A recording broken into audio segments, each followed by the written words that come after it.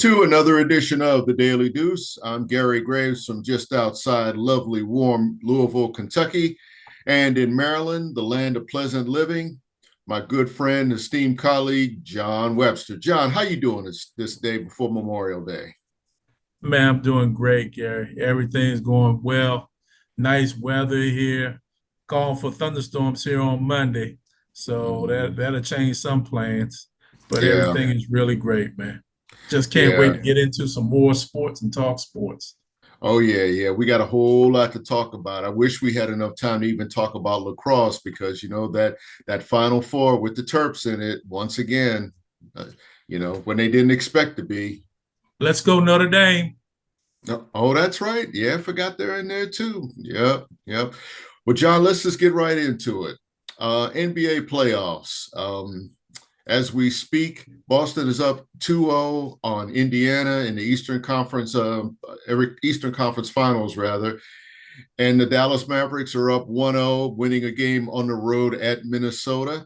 Let's talk about the East, John. There's a whole lot to digest there. But as we go into game three over the weekend, the biggest thing, I think really the key storylines is which winning streak gives. Boston is 4-0 on the road in playoffs. Indiana is 6-0 at home in the playoffs, and something's got to give with one of those.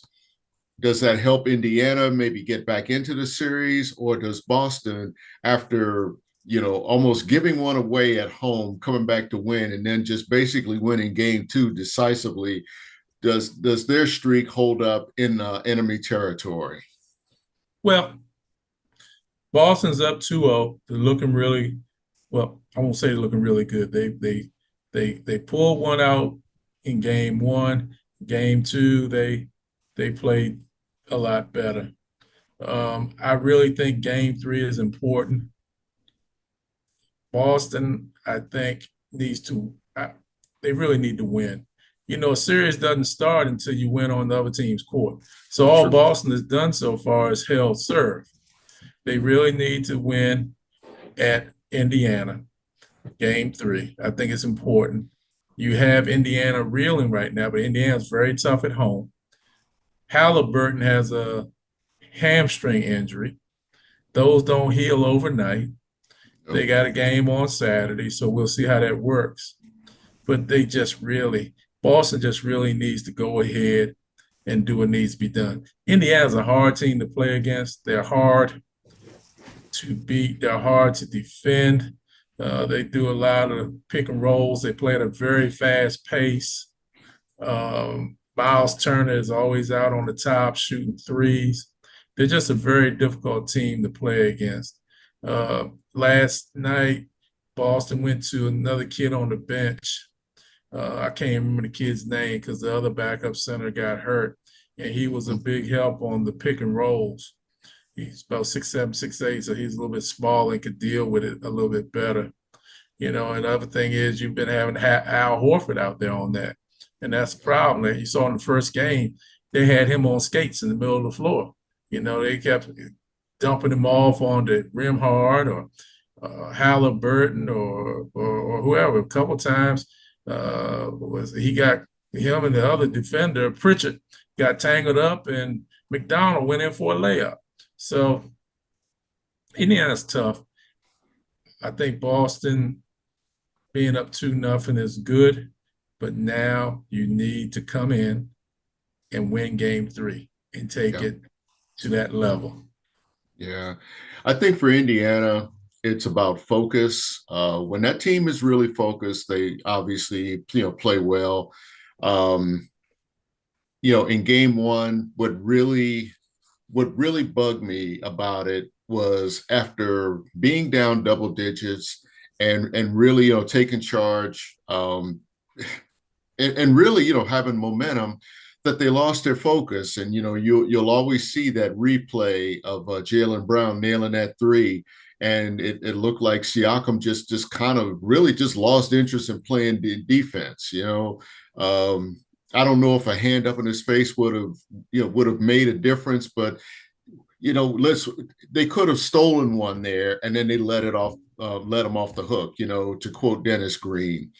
And that's something I don't know if you're Indiana, you can really bounce back from that and try to make it a series because you had a chance to steal their heart and they stole yours right back in overtime. And then game two was what it was.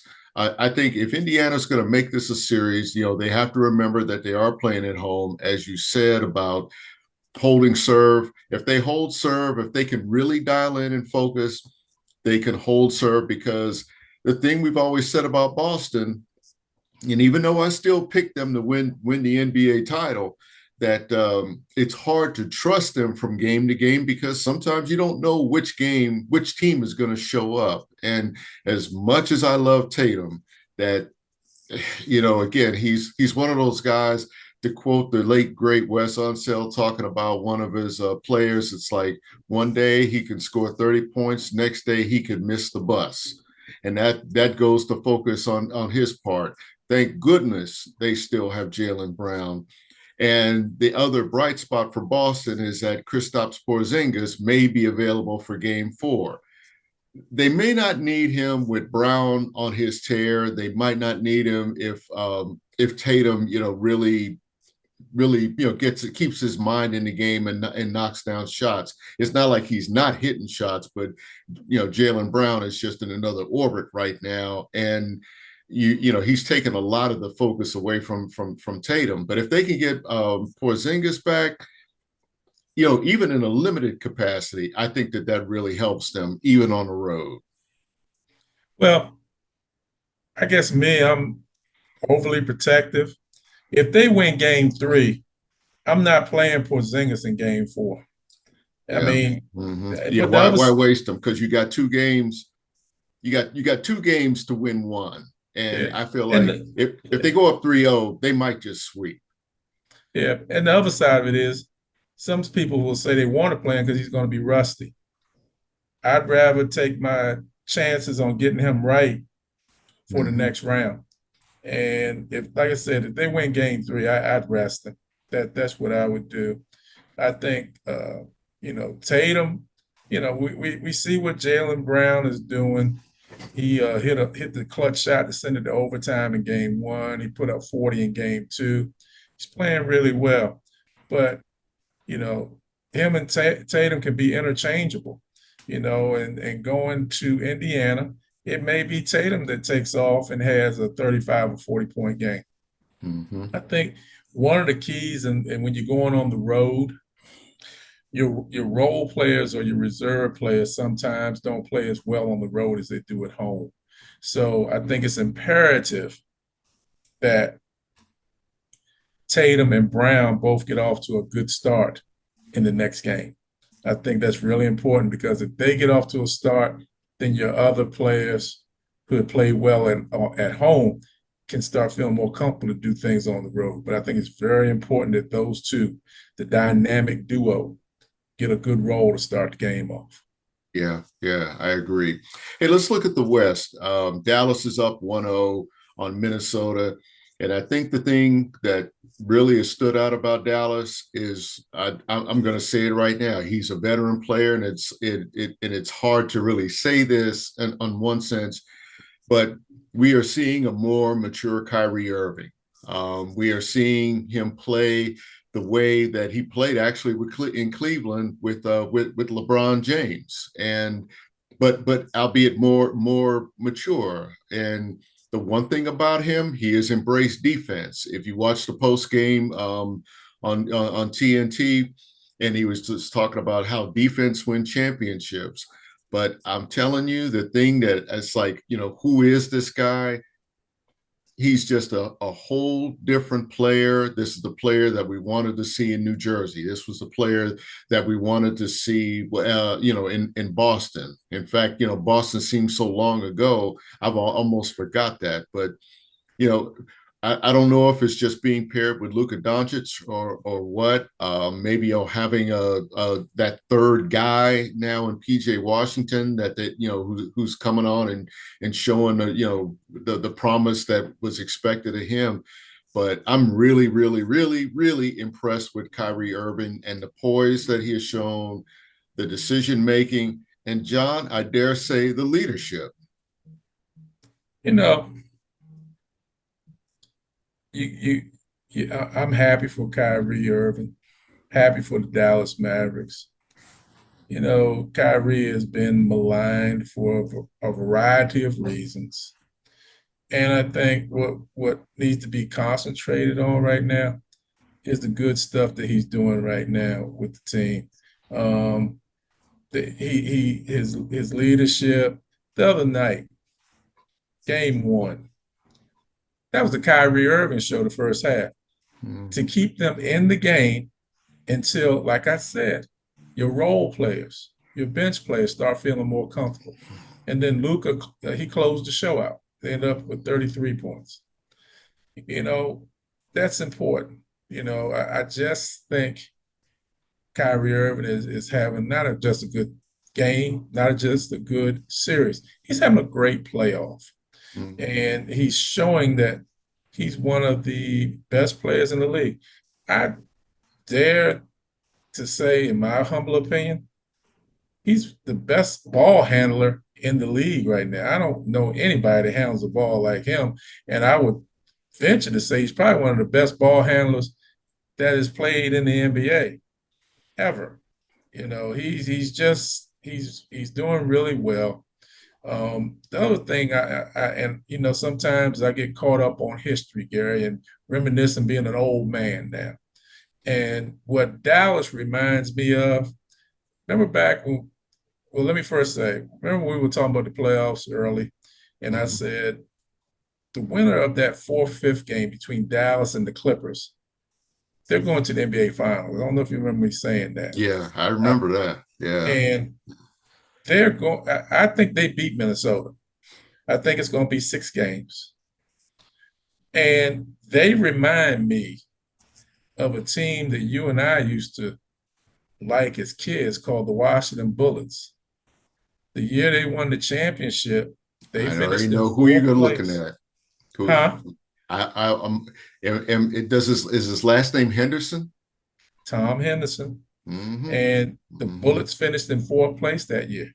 Mm-hmm. What place did the Mavericks finish this year? Fourth place.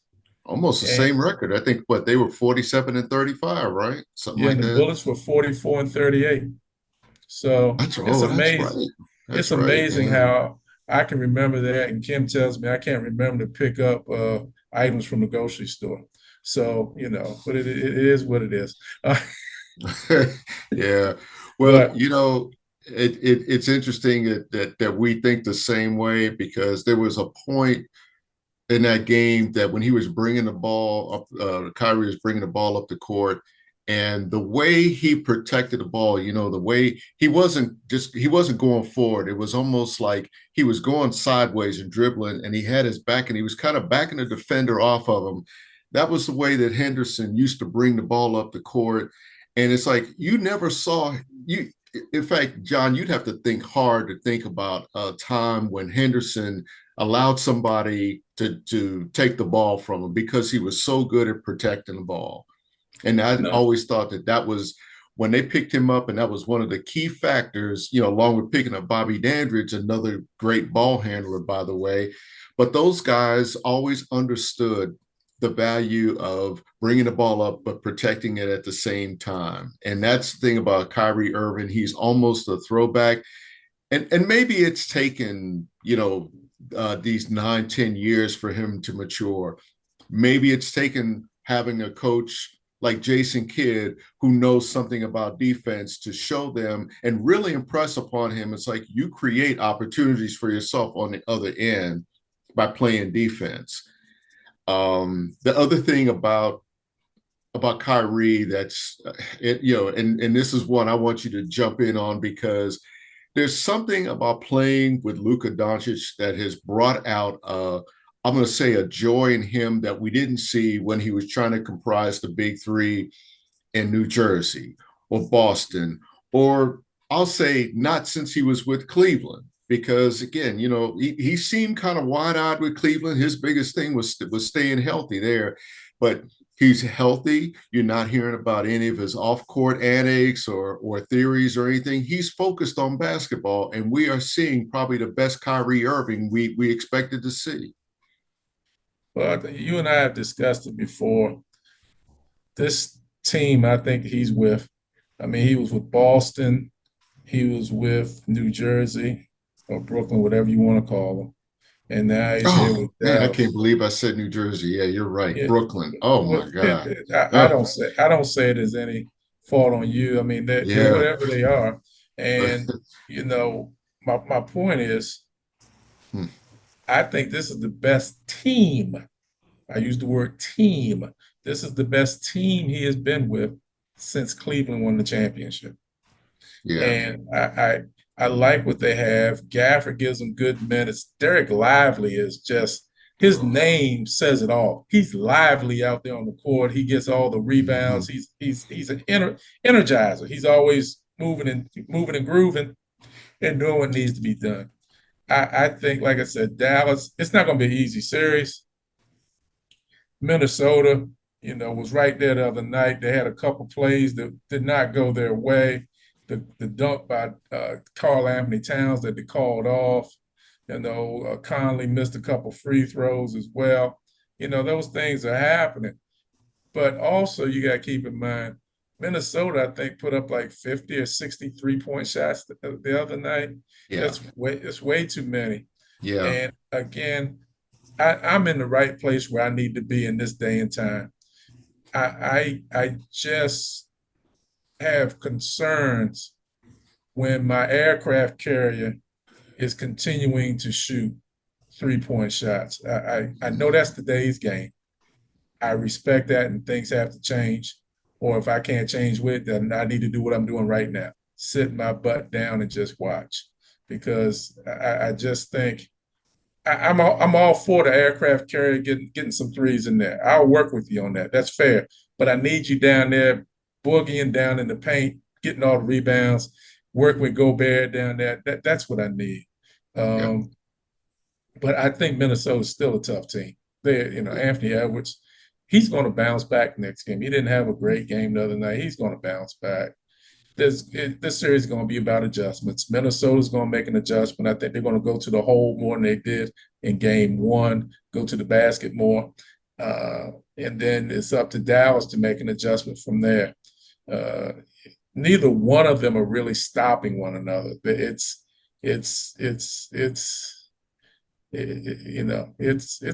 And I don't say that like they're not playing defense. I don't mean it in disrespect. It's just the offense is like at a level.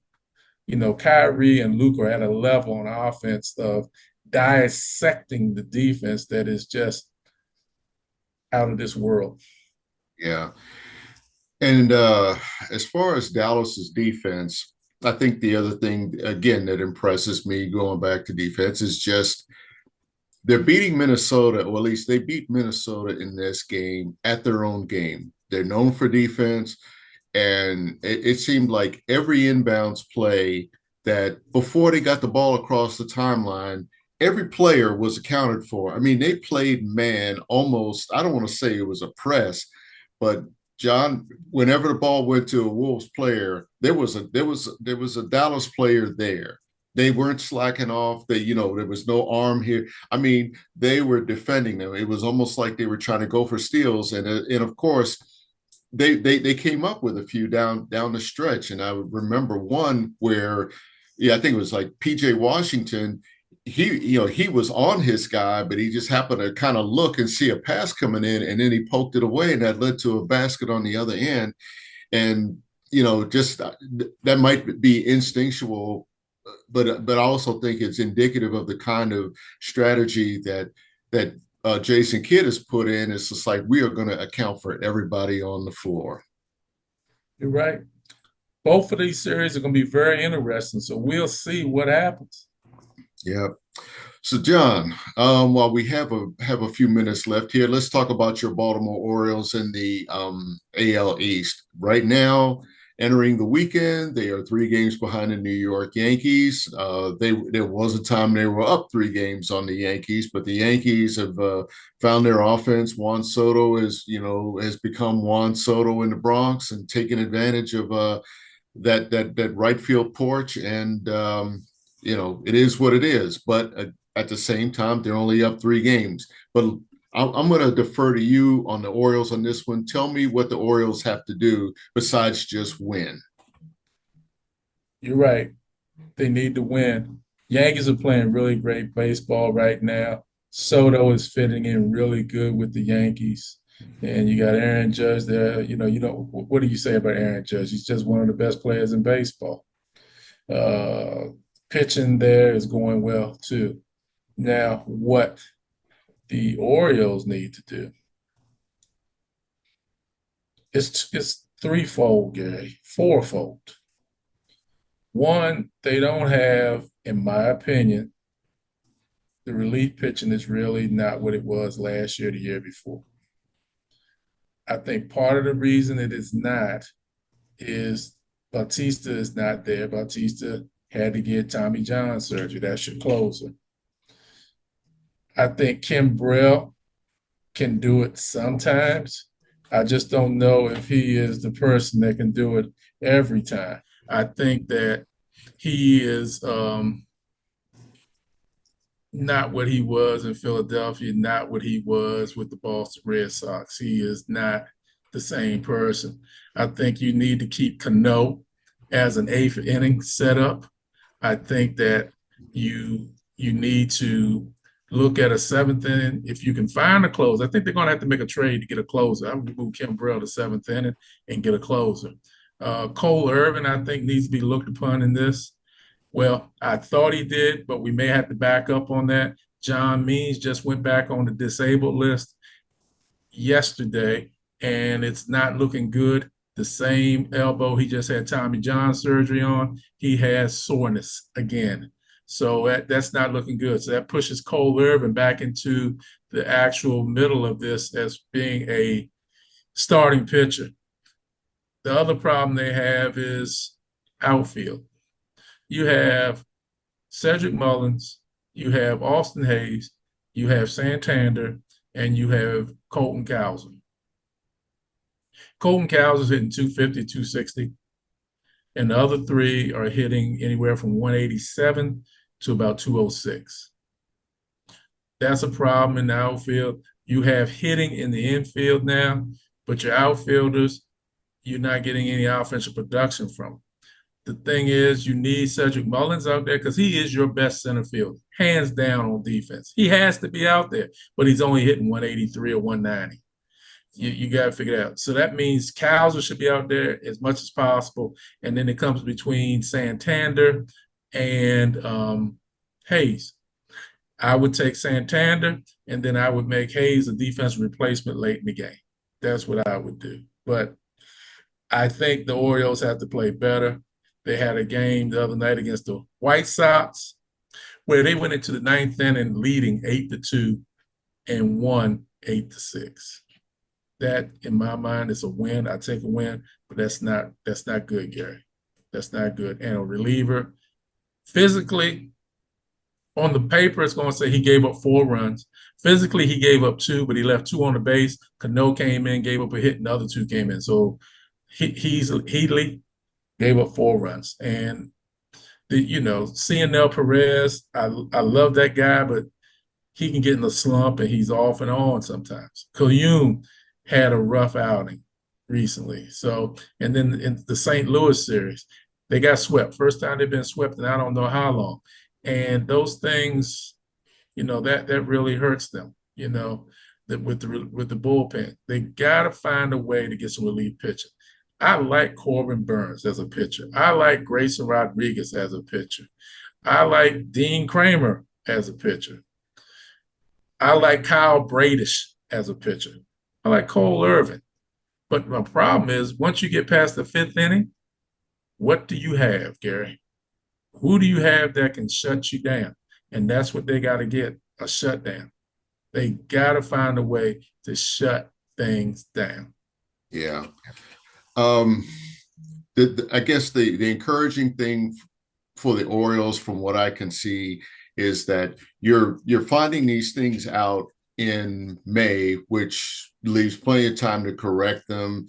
Again, I was thinking, what kind of trade do you make? And you just laid that out. But really, the big thing is you had a decent April. You were up. Actually, you had a very good April. May has fallen off, but now you make some adjustments to get back in there. To really seriously get back in there, because you can't afford to give the Yankees any more space. If it's 5 games can turn into 7, 8, 9 games quickly. But if you stay within 3 or 4 games, that can become a tie really, really fast, and that's where the Orioles have to be, John. I agree with you, Gary.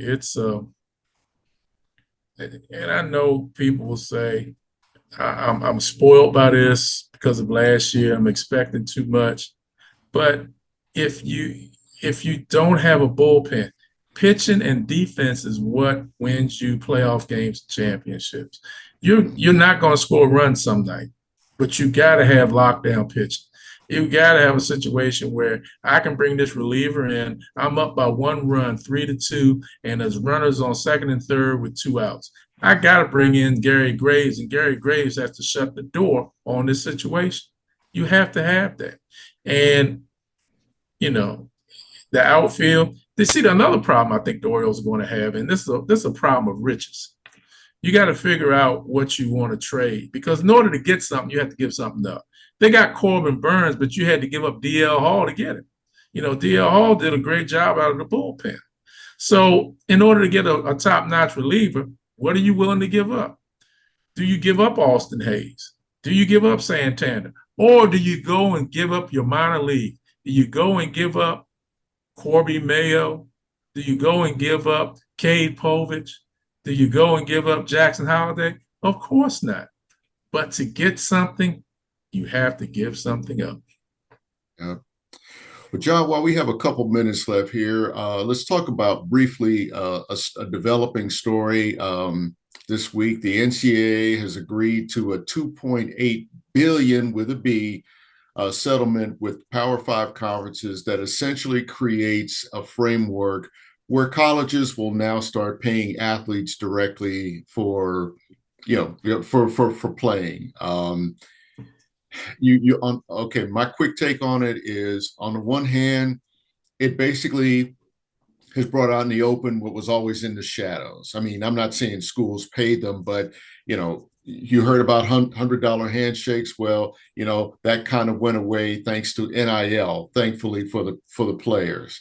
It's a wild, wild west because of NIL and transfer portal. Maybe right now more because of the portal, but these collectives have created such an atmosphere where players are really shopping around for the highest bidder. I really don't know all the details. Of course, with that, those will become clearer as the weeks go on, and we know more of the details of the settlement.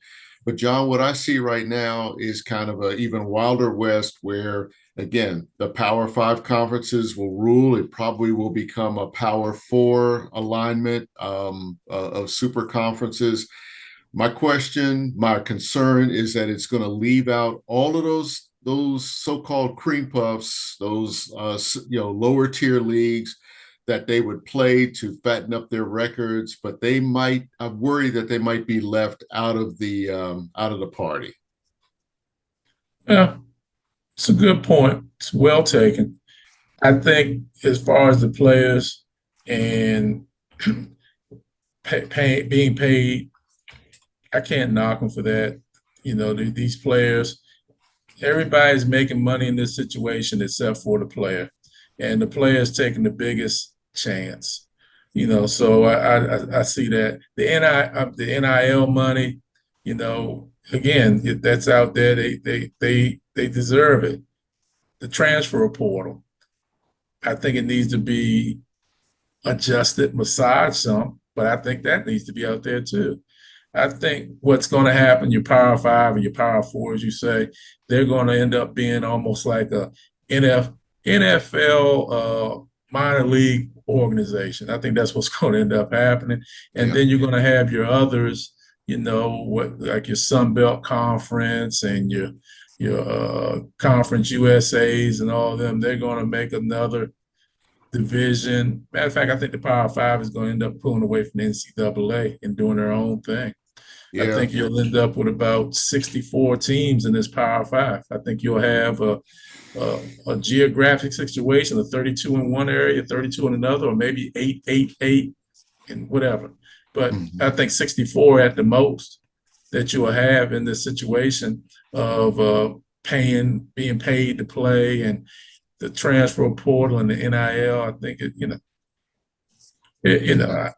what the NCAA does, in my opinion, they put things out there, but I don't know if they always think about all the angles that they're putting out there and what it causes or what can happen, or if A happens, then what happens to B and stuff like that. But I have no problem with these kids being paid. I have no problem whatsoever with it. No, because it's their labor that has created, created all this income where, you have networks bidding, $1.5 billion just for the NCAA tournament, and they reap none of those benefits, and it's time that they started reaping that. John, I'll say, that's something we're going to have to delve into as more of the facts become available over the next month or so, especially as we start heading into training camp. But hey, it's been another great discussion about sports, about things that are near and dear to us, like the NBA playoffs and your Baltimore Orioles. John, as you take us home, let's just say, hey, let's go Terps in the NCAA lacrosse Final Four. I know you're rooting for your Notre Dame Fighting Irish, but I know if the Terps win, you won't be too hurt, will you? They're on opposite sides of the bracket, so I can root for both of them on Saturday, Okay. and then we go from there. Until, all right, all right. Folks, Hey, come back and watch everybody. us, man. We have lots of sports to talk about. Watch us on Facebook. Watch us on YouTube. We'll send you an email link if you want to. John, take us home. Hey, everybody. It's been another great week talking about sports. This week, you go out and you watch some sports. Watch lacrosse. Watch some basketball. Watch the WNBA. Indy But watch some 500. sports. Yep. Take care, and we'll see you again real soon.